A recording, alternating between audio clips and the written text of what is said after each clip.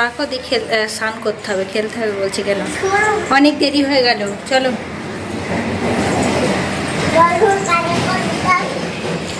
এখন ছাদে যাচ্ছি, ছেলেকে স্নান করাবো। আর দিনগুলো এত খারাপ কাটছে, কি বলবো, ভালোই লাগছে না, ইচ্ছে করছে না কোনো কাজ করতে।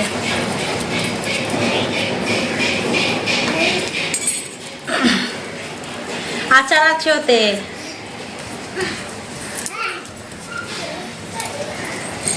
মনে হচ্ছে মেয়ে হয়ে জন্ম নিয়েই ভুল করেছি, সত্যি কথা।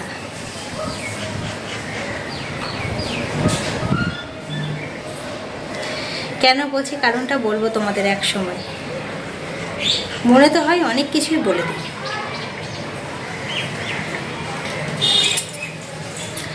তারপর আবার ভাবি যে না থাক, কাকে বলবো আর কেই বা বুঝবে, সত্যি কথা।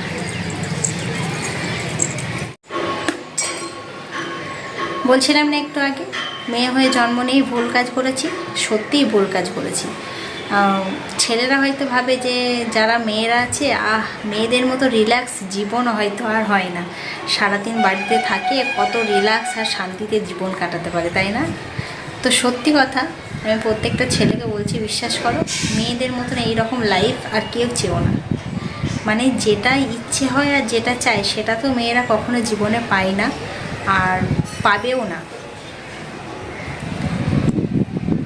নিজের বাবা মাকে ছাড়া সে যে একটা কষ্ট, তারপরে দেখবা হাজার কিছু হয়ে যাক, যত সমস্যা বাধা যা কিছু হয়ে যাক, তুমি যদি যেতেও চাও সেখানে, তবুও তুমি চাইলেও যেতে পারবে না।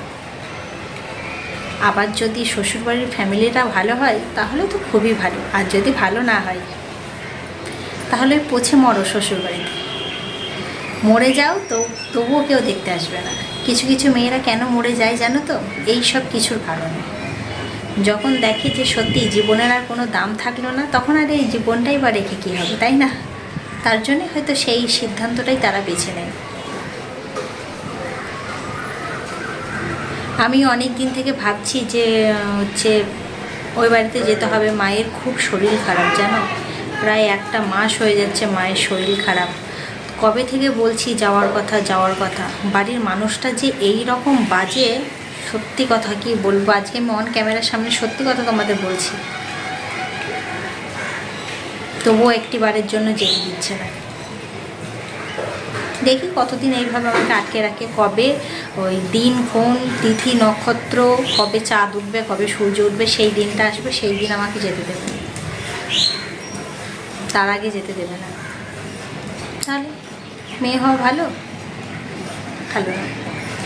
তুমি কাজ করতে ইচ্ছে চাইলেও তুমি করতে পারবে না, তোমার যেটা ভালো লাগবে না তবু তোমাকে সেটা করতে হবে, তাহলে তোমার ভালো লাগা না লাগাতে কোনো দাম নেই। আবার এসব নিয়ে যাচ্ছিস?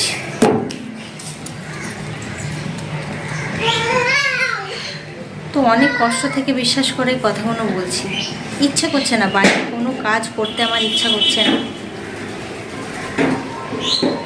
তবু কাউকে বুঝতে দিচ্ছি না। মুখটা দেখে মনে হচ্ছে না কত হাসি আর খুশিতে আছি।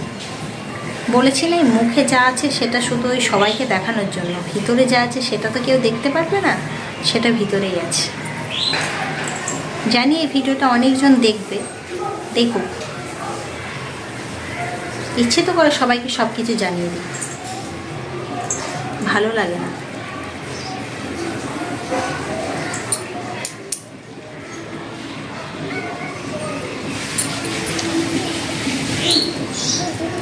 এইভাবে সারা জীবন বাড়িতে একা একা বসে থাকতে থাকতে এই 5টা বছর না আমি পুরো স্যাড হয়ে গেছি। আমি এরকম স্যাড মানুষ কোনো সময় ছিলাম না, আমি হাসি খুশি একটা মেয়ে ছিলাম।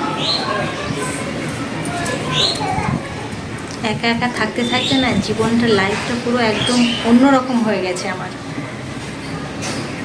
আর আমি সত্যি একদমই একা, বাড়িতে একেবারেই একা, কথা বলার জন্য আর ইয়ে করার জন্য কেউই নেই আমার কাছে।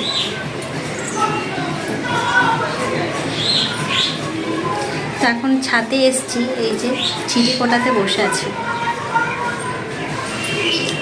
এখানে আছি বলে ফ্রি মাইন্ডে ভাবলাম কিছু কথা তোমাদেরকে বলি। ক্যামেরা অন করে যদিও কোনো কিছু কখনো বলি না, ভালো লাগে না। বললাম না যে প্রথমে, কাকে বলবো, কে শুনবে? আশেপাশের মানুষ, কাছের মানুষ কেউই শুনতে চায় না। আর সোশ্যাল মিডিয়াতে এখানে তো সব কথা নিয়ে সবাই হাসি ঠাট্টা আর মজাই আর কি করবে, সিরিয়াসলি কেউই নেবে না, তাই না?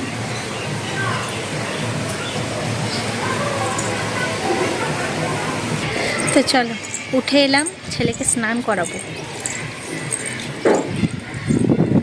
ফুল গাছগুলো সব শুকনো শুকনো ভাব হয়ে গেছে। চলো তোমাদের ব্যাক ক্যামেরা দিয়ে দেখাবো, ঠিক আছে? ছেলেকে স্নানটা করিয়ে নিই, তারপরে আসছি। আর যদিও রান্না কমপ্লিট হয়ে গেছে, স্নান আমারও হয়নি, আমিও করব। ছেলেকে করিয়ে নিই, তারপরেই করবো।